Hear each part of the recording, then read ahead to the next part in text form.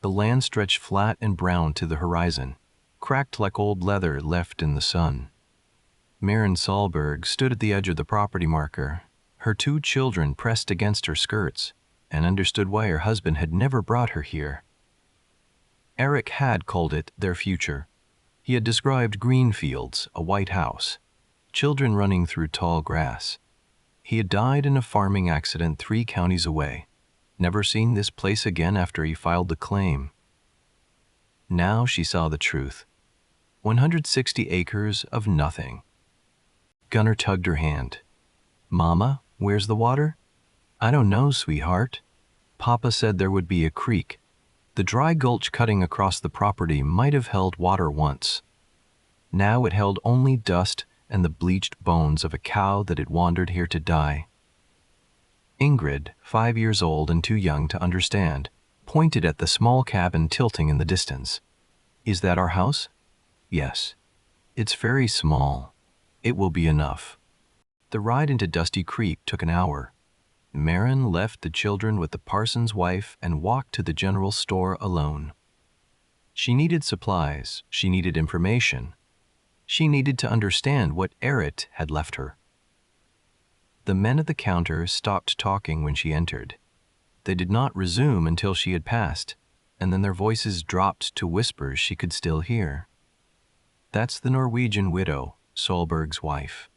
She's planning to work that scrubland herself? Woman alone with 2 young ones? Won't last a month. Someone ought to marry her before she makes a fool of herself." Maren kept her face still. She had learned that expression in the old country, where showing pain only invited more of it. She bought flour, salt, coffee, and a new handle for the shovel she'd found in Eric's things. Outside, a shadow fell across her path. Mrs. Solberg. The man who blocked her way wore clean boots despite the dusty street. A silver watch chain gleamed against his dark vest. His smile showed too many teeth. "I'm Harlan Crockett. I own the land north of your husband's claim." He removed his hat, the gesture precise as a stage performance. "I was sorry to hear about Eric, a tragedy." "Thank you. That claim of his. It borders my north pasture. Dry land, no water source. Worthless for farming, really." He stepped closer. "But I'm a generous man. I'll give you $50 for it. Cash. You could take those children somewhere safe, start fresh. $50 for 160 acres. The insult burned, but Maren kept her voice even. "The land is not for sale." Crockett's smile did not waver. "Then perhaps you'd consider a different arrangement. A widow needs protection out here. I could provide that." His eyes traveled down her dress and back up. As a husband, the word hung in the air between them. Maren thought of Eric, dead 6 months. She thought of this man's clean boots and calculating eyes. "No, you'll change your mind." Crockett replaced his hat. "When summer comes and that land is still dirt, when your children are hungry and your well is dry, you'll remember my offer, both of them." He walked away whistling. Maren stood in the street, supplies heavy in her arms, and felt the eyes of the town on her back. She was a woman alone. In the eyes of the law, in the eyes of these people, she was incomplete. A problem to be solved, a claim to be filed. She returned to the parson's house for her children. The parson's wife pressed a loaf of bread into her hands and avoided her eyes. "Be careful out there," the woman said. "Mr. Crockett is a powerful man. I will be careful." But careful was not enough. Maren knew that. She needed something more than caution. She needed a miracle or a plan or both. The drive back to the cabin took another hour. The children fell asleep against her shoulders, their small bodies warm and trusting. They believed she could save them. They believed because they had no other choice. The sun set behind her, painting the dry land red and gold. Beautiful and deadly. A land that would kill them if she made a single mistake. Maren did not know yet what she would do. But she knew one thing with perfect clarity: she would not marry Harlan Crockett. She would not sell her husband's dream for $50. She would not give her children to a man who counted their value in acres and cattle. She would find another way, or she would die trying. The cabin was worse inside than out. Dust covered every surface. The stove had rusted through in 2 places. The single window faced west, letting in the brutal afternoon sun, but offering no morning light. Maren swept and scrubbed and patched until her hands cracked and bled. The children helped as much as they could. Gunnar carried water from the neighbor's well, a mile each way, without complaining. Ingrid folded blankets and sang songs she half remembered from their old home. On the 3rd day, a man came to the door. He introduced himself as Hendricks, the well digger. "Heard you were looking for water," he said, spitting tobacco into the dust.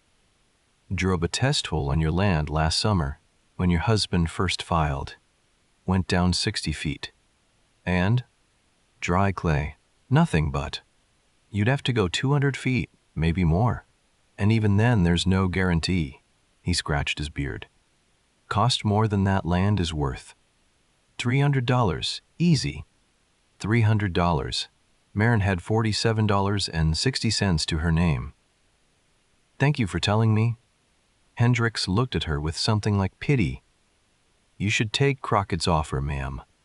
That land killed better men than your husband. No offense meant. None taken." After he left, Maren sat on the cabin steps and watched the sun climb. The heat pressed down like a physical weight. Her children played in the dirt yard, making shapes with sticks and stones. A movement caught her eye. An old woman walked along the dry creek bed, stooped and slow, gathering plants into a basket. Her braids were white. Her dress was simple brown wool. She moved with the patience of someone who had learned to find value in empty places. Maren walked down to meet her. "Good morning." The woman looked up. Her face was weathered like old wood, her eyes sharp and clear. "You are the widow." "Yes, I'm Maren Solberg. I am called Living Water." The old woman's mouth curved slightly. "An old name from before. Before the soldiers came. Before my people were moved." She continued gathering plants. Wild onion, Maren realized, and something with small blue flowers. "You are looking at the ground for water. There is no water here." The well digger confirmed it. Living Water straightened slowly. She looked at Maren, then at the sky, then back at Maren. "Look up instead." "I don't understand." But the old woman was already walking away, her basket swinging, her feet finding paths invisible to Maren's eyes. That night, Maren could not sleep. She lay on the narrow bed, children curled against her, and thought about what Living Water had said. Look up instead. What water came from above? Rain, only rain. But rain fell and ran away. It soaked the ground for a day, then vanished. You could not hold rain. You could not store it. You could not make it stay. Unless... Maren rose quietly, careful not to wake the children. She found Eric's things in the trunk beneath the window. His clothes, still smelling faintly of him. His boots worn through at the heels. His shovel, good steel, well maintained. At the bottom, a bundle of letters tied with string. One envelope stood apart, addressed in handwriting she recognized. Her grandmother, Astrid. Maren had never seen this letter. Eric must have received it and kept it with his important papers. She opened it with trembling hands. The letter was dated 3 years earlier, written in the old language. "My dear Eric, thank you for writing. I am glad you and my Maren have found land in America. You ask about farming in dry places. I will tell you what I know. The village where I grew up had poor soil and thin rain. The water came in bursts and washed everything away. But we learned a secret. We dug ditches that followed the shape of the hills, not straight, but curved like a woman's hip. When rain came, the ditches held it. The water sank into the ground instead of running to the sea. Even in the driest summers, our wells had water when the other villages went empty. The secret is simple: catch what the sky gives you. Tell my Maren this. Tell her what I taught you. The sea gives to those who wait. The rain gives to those who prepare. With love, Astrid. Maren read the letter 3 times. Then she pressed it against her heart and wept. Her grandmother had given her the answer. Eric had kept it safe. And now, in her darkest hour, the wisdom had found its way to her hands. Spring arrived with its false promises. The prairie turned briefly green, wild flowers blooming in carpets of yellow and purple. The children ran through the grass, laughing, and Maren let them believe the hard times were over. She knew better. The old-timers in town spoke of drought cycles. The last 3 springs had been wet. This one would be the turning point. Summer would come hard and dry, and everything that had grown would die. Unless she prepared. Maren walked her land at dawn, before the children woke. She studied the slope of the ground, the way last night's rain had pooled in certain spots and run off in others. Her grandmother's letter had described ditches that followed the hill's shoulders. This land had no hills, but it had a gentle slope, so gradual she had not noticed it at first. The north end sat perhaps 3 feet higher than the south. Rain falling anywhere on her property would flow slowly toward the dry creek bed, and from there it would vanish into the earth downstream. But if she caught it first, she began to plan. A ditch curved like a horseshoe, following the natural contour of the land, 3 feet wide, 2 feet deep, with a small earthen berm on the downhill side to hold the water in place. The water would not flow away. It would sit in the ditch, soaking into the ground beneath. The soil would become a sponge, holding moisture that her plants could reach with their roots. It would take weeks to dig, weeks of back-breaking work, alone, while everyone else planted their crops. They would mock her. They would call her mad. But by summer, when their wells ran dry, the county clerk's words echoed in her mind. Your husband filed in spring. You have until next spring to show cultivation. If the land sits fallow, anyone can file an abandonment claim. And Harlan Crockett had been asking about the procedures. She had 1 year. 1 year to prove the land was being worked. 1 year to survive. If she spent the planting season digging instead of planting, she would be late. Her crops might not mature before the filing deadline. Crockett could use that against her. But if she planted now, without water, her crops would die in the summer drought. She would fail anyway, just more slowly. There was only one choice that made sense. It was mad. It was dangerous. It was her only hope. Maren began to dig. She started at the northeast corner of her property, where the slope was highest. The shovel bit into the earth, still soft from spring rains. She lifted, turned, dropped again, again. The children watched from the cabin doorway.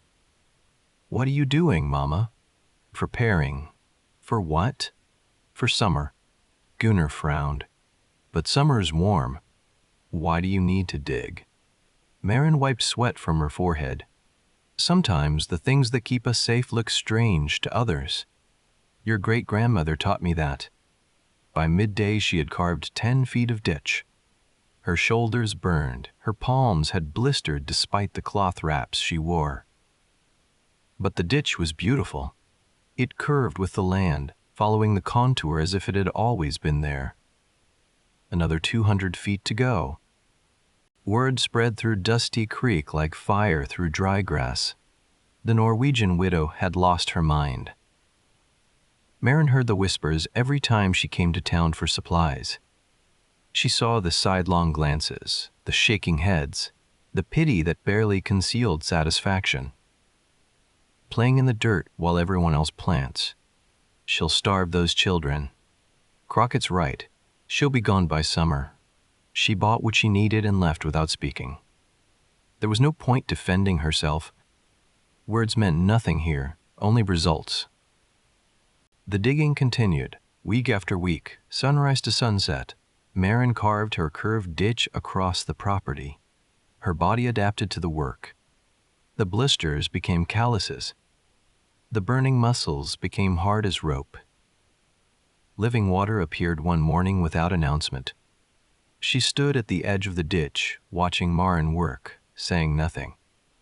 Finally, my people did this. Before the soldiers came. Before we were moved to the territory. Maren paused, leaning on her shovel. Did it work? When we farmed, yes. Catch the rain, let it sink. The earth remembers water and holds it. Living water looked at the children playing near the cabin. I will watch them while you work. Why would you help me? The old woman's eyes were steady.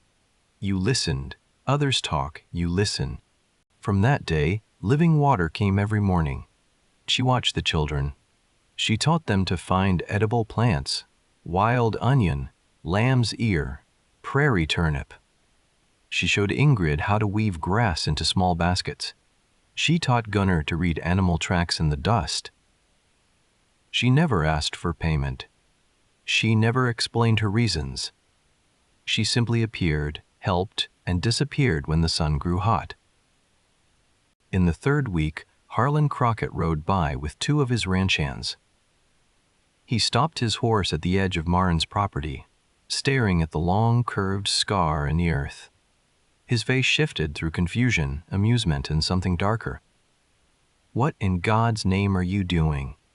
Maren did not stop digging. Working my land. Working? You're digging a ditch. In April, when you should be planting. I know what month it is. Crockett turned to his men. You see this? She's digging a hole instead of growing food. This is easier than I thought. The ranch hands laughed on cue. Crockett leaned forward in his saddle. Mrs. Solberg, I'm trying to be patient, but you're making a spectacle of yourself. When that land is still bare dirt come harvest time, don't say I didn't warn you. He rode away, still laughing. Maren watched him go. Then she returned to her shovel. Let them laugh. Let them mock. Every foot of ditch she dug was another day of water stored. Every shovelful of earth was another step toward survival. The spring rains came in the fourth week, 3 days of steady downpour that turned the prairie to mud. Other farmers watched their topsoil wash away helpless. Streams cut new channels through their fields, carrying seeds and fertility downstream. But Maren's ditch held. The water pooled along its curved length, brown with captured silt, sinking slowly into the earth beneath. By the time the sun returned, the ditch was empty again, but the ground around it stayed dark and moist. She planted her seeds a month late. Everyone said it was too late, that nothing would grow in time, that she had wasted the season on her foolish ditch. Her seeds sprouted in 4 days. The neighbors took 2 weeks. Summer announced itself with a week of brutal heat. The temperature climbed past 100 degrees and stayed there. The wind died. The sky turned white with haze. The drought had begun. Maren watched the prairie change. First the wildflowers withered. Then the grass turned yellow, then brown. The neighbors' crops, planted in the wet ground of early spring, began to wilt. Their leaves curled inward, desperate for moisture that would not come. Her own garden told a different story. The corn stood knee-high, dark green, thriving. The tomato plants hung heavy with fruit. The bean vines climbed their poles without a single wilted leaf. The ground beneath her ditch remained moist. She could feel it through her boots, cooler than the cracked earth beyond, softer, alive. How? Clara, a neighbor woman who had refused to sell her supplies 3 months earlier, stood at the edge of Maren's property. Her own garden was a graveyard of brown stalks. How is this possible? The ditch. That thing? Clara looked at the empty channel. There's no water in it. The water sank in. It's in the ground now, under the soil. Clara shook her head. That makes no sense. My grandmother taught me. The rain gives to those who prepare. Clara left without another word, but she looked back twice before she reached the road. Others came, farmers whose wells were running low, ranchers whose cattle had begun to thin. They stood at the edge of Maren's green circle and stared at the brown wasteland beyond. No one apologized for the months of mockery. No one admitted they had been wrong, but they looked at her differently now. Harlan Crockett came at the end of June. His horse was thin. His clothes were dusty. The smooth confidence had worn away, revealing something harder underneath. He did not dismount. What did you do? Maren was watering her tomatoes from a bucket. She did not stop. I prepared. That ditch, it's some kind of trick. No trick. Old knowledge. Very old. Crockett's jaw tightened. I want to see it. The ditch. You're looking at it. I want to know how it works. Maren finally met his eyes. Why? Because my cattle are dying. My wells are dry. I lost 200 head last week. He said it flatly, but she could see the fear beneath. I need water. Then dig a ditch. I don't have time for. He stopped, breathed. I'll pay you. Water rights. Name your price. No. No? The water stays on my land. Crockett's face darkened. You're making a mistake, Mrs. Solberg. I have lawyers, resources, connections in the territory government. He leaned forward. Don't make an enemy of me. Maren turned back to her watering. I think you made yourself my enemy the day you offered $50 for my husband's dream. He rode away without another word. That night, Maren could not sleep. She sat on the cabin steps, watching the stars wheel overhead, and wondered if she had made a terrible mistake. Crockett was powerful. He could hurt her in ways she could not predict. And for what? A few 100 gallons of water in a ditch that might not last the summer? But her grandmother's voice whispered in her memory. Water hoarded goes bitter. Water shared comes back double. She had hoarded. She had refused Crockett not from wisdom, but from anger. Old anger at his mockery, at his arrogance, at his assumption that she could be bought or broken. Was that the same as wisdom? Or is it just another kind of foolishness? The answer would come. She was not ready to see it yet. The drought deepened. August brought 6 weeks without rain. Wells ran dry across the county. The creek bed that crossed Maren's property cracked and split, the earth pulling apart like old cloth. Livestock died by the hundreds. Farmers watched their crops wither to dust. Children grew sick from the heat, their small bodies unable to fight what the adults could barely survive. Maren's swale held. The water level dropped, yes, but it did not empty. And then she noticed something the well digger had missed. In the lowest curve of her ditch, water seeped upward from below, not rain, but groundwater rising where her channel had cut across a shallow underground seam. The swale didn't just catch rain. It had found the land's hidden vein. The moisture had soaked deep into the earth, creating a reservoir no one could see. Her garden grew while the world turned brown. Her cabin sat at the center of a green circle and a wasteland of death. Then Crockett made his move. Maren was in town when she heard. Clara, the neighbor woman, came running to find her. He's filed papers. Crockett. At the county office. What kind of papers? An abandonment claim. He says you didn't plant during the planting season, that you spent those weeks digging instead of cultivating. He says the land should be forfeit. Maren's blood went cold. Can he do that? The county clerk says there'll be a hearing. Next month, before the judge. A hearing. Crockett had lawyers, connections, money. She had nothing but a grandmother's letter and a ditch full of muddy water. That night, alone in her cabin, Maren faced the truth. She might lose everything. The land, the cabin, her children's future. All of it could be taken by a man with better lawyers and deeper pockets. She thought of her grandmother, of living water, of every woman who had fought against systems designed to crush them. What would they do? The answer came not as words, but as images. Her grandmother's village, sharing water in dry summers. Living water's people, caring for each other before the soldiers came. Water hoarded goes bitter. Water shared comes back double. She had been hoarding, protecting her green circle while the world burned, telling herself it was survival, that she had no choice, that others would only take advantage. But what if that was wrong? What if the way to fight Crockett was not to match his power, but to transcend it entirely? Dawn found her at Clara's door.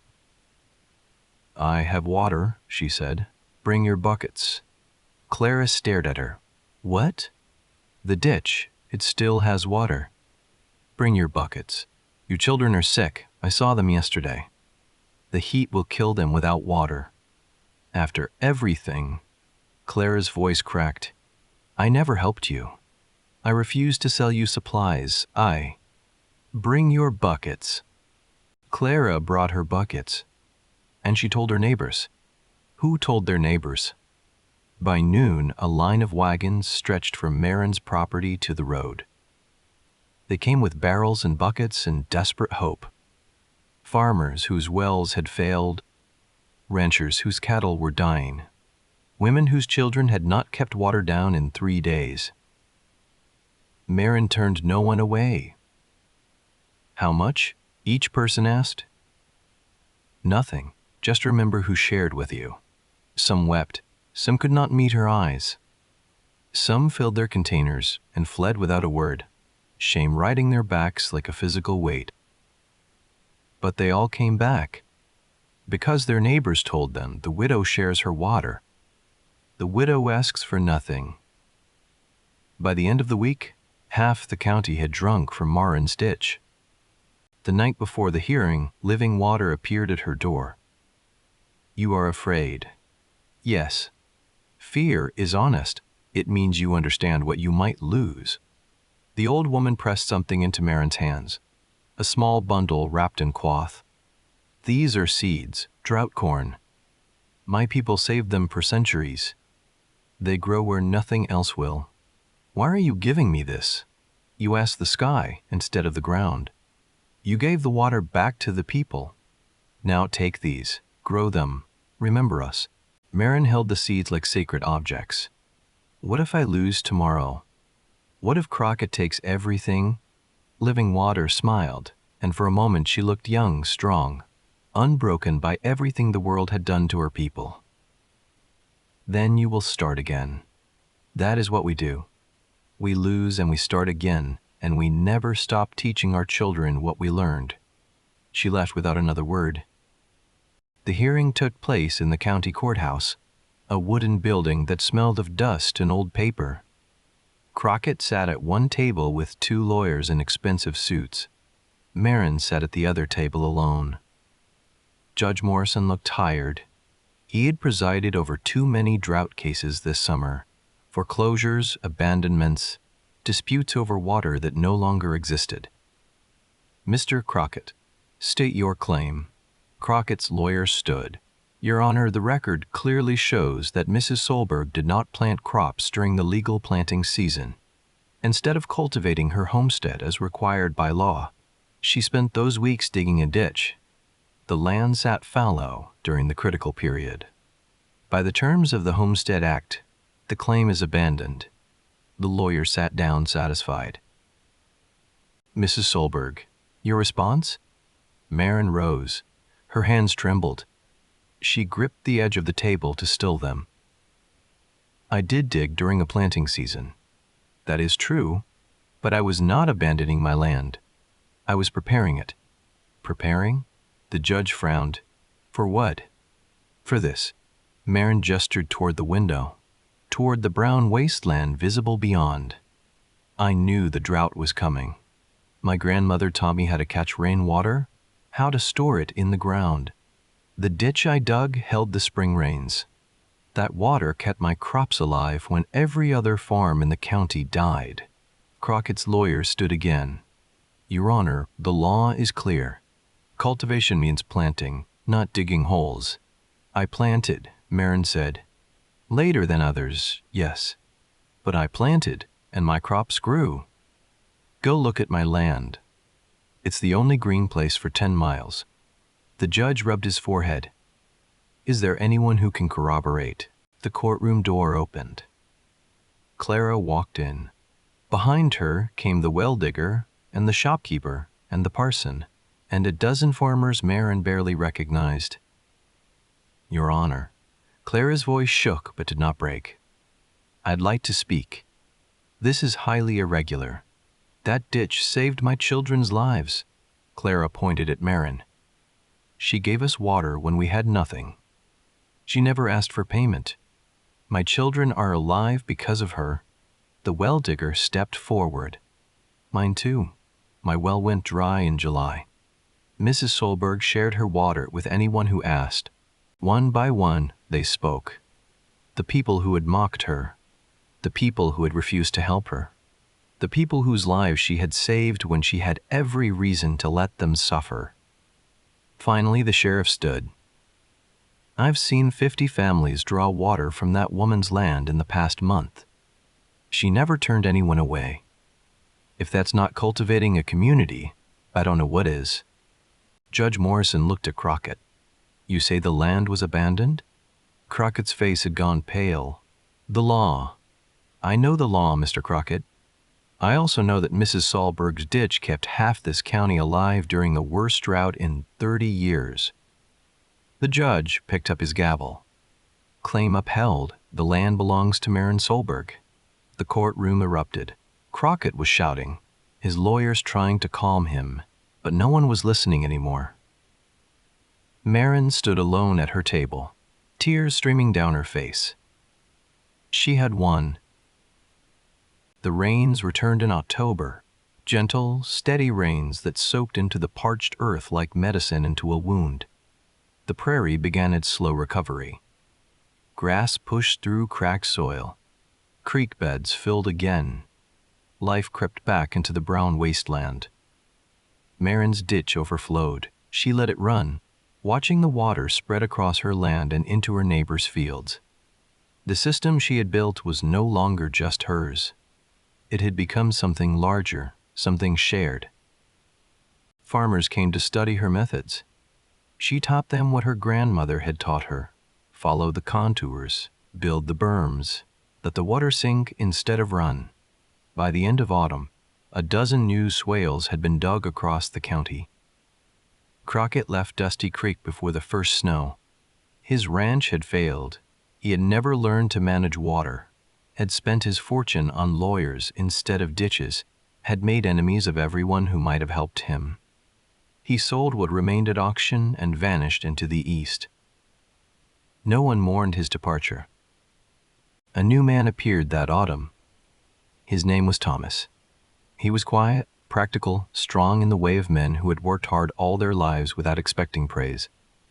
He had lost his own farm to the drought 3 counties away and had come west looking for work. He did not introduce himself to Maren with compliments or offers. He simply appeared one morning and began repairing her fence. I didn't ask you to do that, she said. I know. I can't pay you. I know that too. She watched him work for an hour. His hands moved with precision. He did not look at her except when necessary. Why are you here? Thomas set down his hammer. I heard what you did. The water, the sharing. He met her eyes. I spent 30 years trying to control everything, my land, my crops, my life. I lost it all. I want to learn how to do it different. And you think I can teach you? I think you already are. He stayed. He repaired the fence, then the cabin roof, then the stove that had rusted through. He built a proper chicken coop and a shelter for the cow Clara had given Maren in thanks. He played with the children when Maren was working and taught Gunnar how to identify trees by their bark. He never told Maren what to do. He never assumed he knew better. He asked questions and listened to the answers. The children loved him. Maren watched from a distance, cautious, waiting for the moment when he would reveal some hidden demand, some price for all his help. The moment never came. On Christmas Eve, Thomas gave her a gift, a carved wooden frame for her grandmother's letter. He had sanded it smooth as silk and inscribed the edges with a pattern of leaves and water. For the letter that saved you, he said, so it never gets lost. Maren looked at the frame, then at the man who had made it. Thomas, what do you want from me? Nothing you're not ready to give. And if I'm never ready? He smiled, the first full smile she had seen from him. Then I'll keep fixing fences. She laughed. It was the first time she had laughed in over a year. They married the following spring, when the wildflowers returned and the prairie turned green again. The ceremony was small. The parson, the children, Clara and her family, living water watching from the edge of the gathering like a ghost from another time. The gift Maren and Thomas gave each other was not rings or promises. It was a new swale, dug together, their shovels moving in rhythm across the soft earth. This is strange, Thomas said.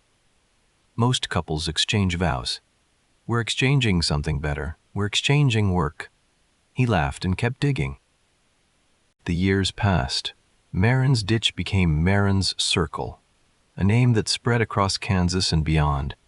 Any ditch dug to catch rainwater was called that. Any act of generosity shared without expectation earned the same title. The phrase became common in that part of the country for 3 generations. She gave us a Maren's Circle. It meant help offered without strings attached. It meant wisdom passed from grandmother to mother to daughter. Ingrid grew tall and curious and stubborn like her mother. On her 15th birthday, she sat with Maren on the cabin porch, the cabin that had grown over the years, room by room, until it was almost a proper house. Mama, why did you share the water? Maren was mending a shirt, her needle moving in quick, sure stitches. What do you mean? When the drought came, you could have sold it. Made Crockett pay for every drop. Made the whole town pay. They deserved it after how they treated you. Maren set down her mending. She looked at her daughter, this fierce young woman who asked hard questions and expected honest answers. Your great-grandmother taught me something. I thought I understood it when I was young, but I didn't. Not really, she said.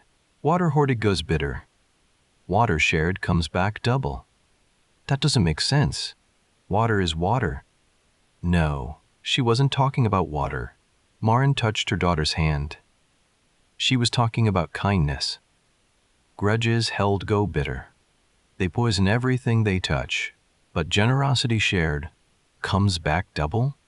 It came back 100-fold. The people who saved me in that courtroom were the same ones I had helped during the drought. I didn't help them expecting anything in return, but they remembered. When I needed them, they came. Ingrid was quiet for a long moment. Then, is that why you married Thomas? Maren laughed. I married Thomas because he fixed my fence without being asked and never once told me I was doing something wrong. That's it? That's everything. The sun was setting behind the prairie, painting the sky in shades of gold and pink. In the distance, Maren could see the curve of the original ditch, still holding water after all these years. Gunnar, now 17 and nearly as tall as Thomas, was teaching his younger half-brother how to fish in the deeper section. Living Water had passed away 2 winters ago, slipping quietly from the world she had outlived. But her seeds had grown.